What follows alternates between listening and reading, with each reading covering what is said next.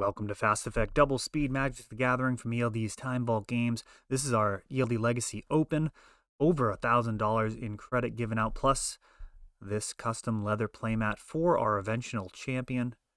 Tyler on Ant versus Lucas on Blue-Red Delver, and we've got some cantrips sculpting. Ant is going to be looking to assemble a critical mass of spells to end the game in a flurry of rituals, artifacts, and eventual storm spell, whereas Blue-Red Delver is going to do this incrementally over a couple of turns, possibly Murktide Regent, maybe beating down with Delver and Dragon Rage Channeler.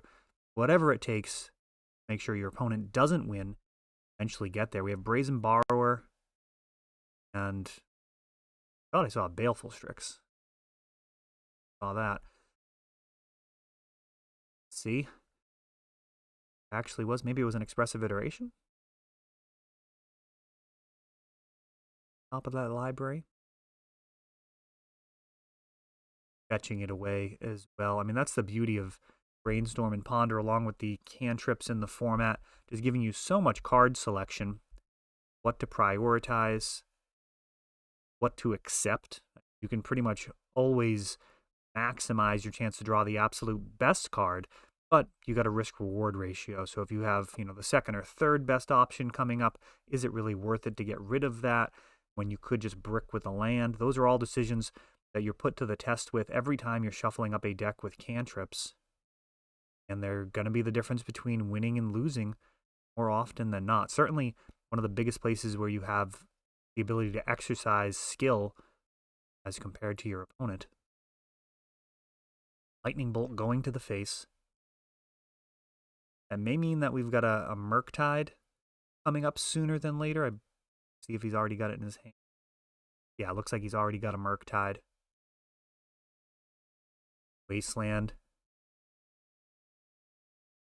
Double blue, double black, and a single red and a single green. Green probably the scariest, as it can put on Veil of Summer. Got a 6/6 Murktide. Does press the issue. The shields are kind of down in terms of extra mana available. But at this point, I believe the main deck counters for Delver are pretty much going to be Force and Daze, so being tapped out doesn't matter so much in game one. Post-board, you're going to be playing around things like Flusterstorm. Things coming together here for Tyler, as he's got a Dark Ritual and Lion's Eye Diamond. Oh, we've got Veil of Summer Murktide up there for you. Veil draws the Force of Will. Storm count up to 6. So tough. I mean, Veil just puts you in such a bad spot. If they're going to be using Echo of Aeons along with Lion's Eye Diamond, that fresh 7 cards could draw you into a Force of Will that you'll no longer be able to use. You've allowed a Force to resolve previously, a Veil to resolve previously. The other side to that is you're adding to the storm count in potentially multiple ways, losing a point of life. When combined with a fetch land, now you're down an entire copy of Tendrils. That 2 life could absolutely make the difference. And then, of course, you've added another spell to the stack.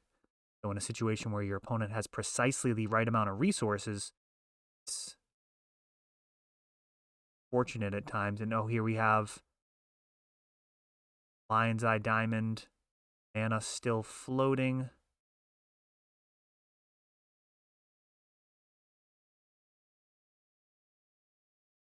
Infernal Tutor.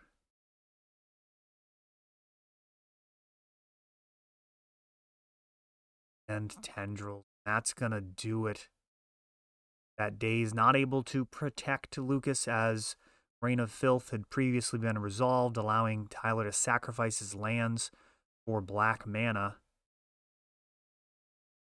That exact storm? I guess he had 2 extra mana.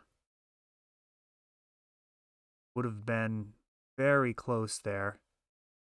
So the 2 extra mana could have been used to Infernal for another Infernal Tutor if, for example, the Veil of Summer had resolved, making all of his spells uncounterable. So Force and Daze would have sat by idly on Lucas's side, but they wouldn't have contributed to the storm count. I think he still would have lost there. Let me know in the comments. That's really close. It's either he's still dead or he's alive by 1 point, having not used Force of Will. It also depends on the number of fetch lands that had been sacked. Doesn't look like they used the life counters on the table. We do have a dedicated phone now for life totals, but they are using pen and paper, which we can't quite make out. Life totals often don't matter with Ant.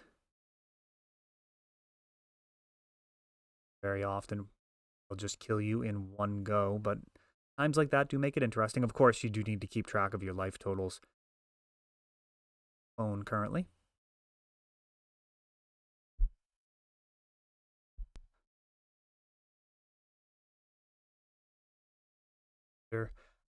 These Null Rod, Wasteland, and Force of Will are all welcome in this matchup. Force of Will going to hand where it's most useful. Probably see a Null Rod on the following turn, if there is one. With Force of Will in hand this early in the game, you can feel in the game. Not necessarily safe, but you're certainly in the game. There's a Null Rod. That is going to shut down your Lotus Petals, Lion's Eye Diamonds, Wishclaw Talismans. The devastating card versus the current iterations of Ant and Tess.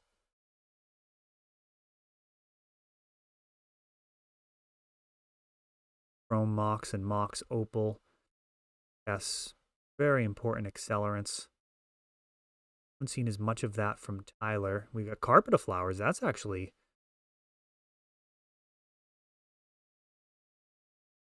I would probably Force a Will that. I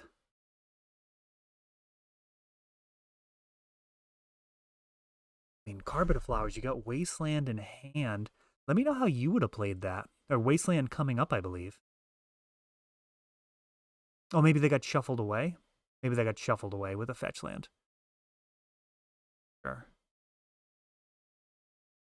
Brazen Borrower bouncing the carpet and going to be forcing it this time.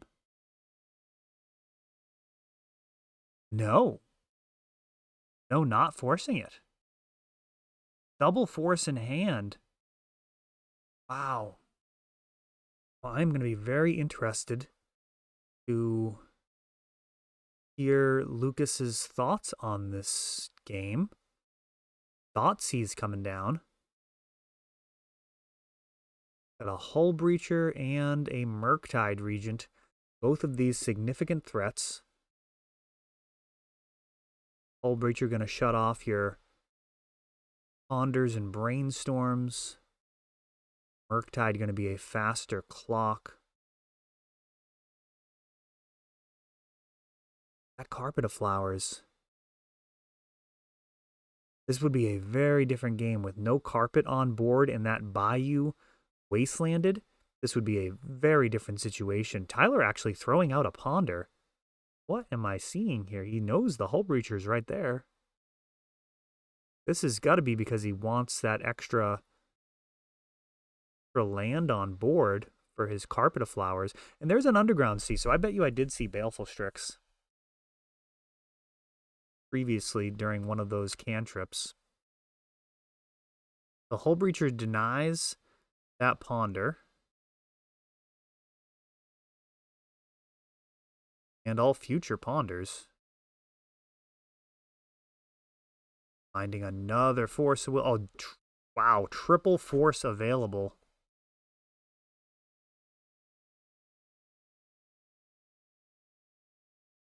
Carpet of Flowers is a really dangerous card. Tyler's going to have 5 mana to play with on his turn despite the Null Rod, and a Murktide has shown up. Tyler's got a couple of turns realistically here. At most, facing down lethal on board.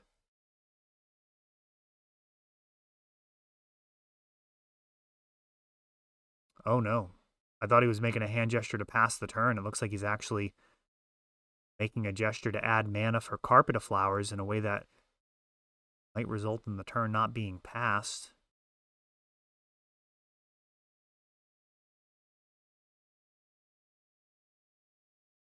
Is facing down 9 damage at 14. There's a lightning bolt in hand. This is very close to lethal. Another bolt would in fact be lethal.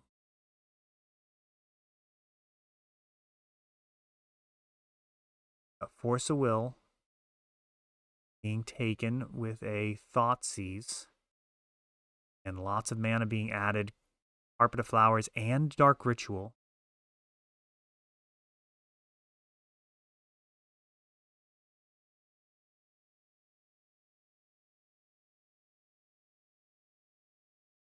Did that Thoughtseize get forced? That can't be right. No, there's no way, because the 2 life would have actually created lethal. There'd still be force plus blue card in hand. Do these in one take, so let me know in the comments. Thoughts he's actually got Force of Will. I didn't see a change in the life total. Thought he had 4 cards in hand and only has 2 now. Abrupt Decay taking out Null Rod. Ooh, this is not good. Wishclaw's already on board. It is activated, and this is going to be lethal. Storm's already 8. A ton of mana still floating. They're doing some bookkeeping here from the Ritual and Carpet of Flowers.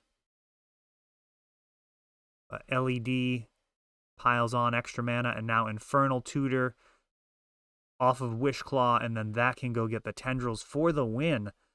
Very interesting match. Delver prepared for Ant, but Ant just being too powerful here. And I'm looking forward to hearing your thoughts on some of these plays.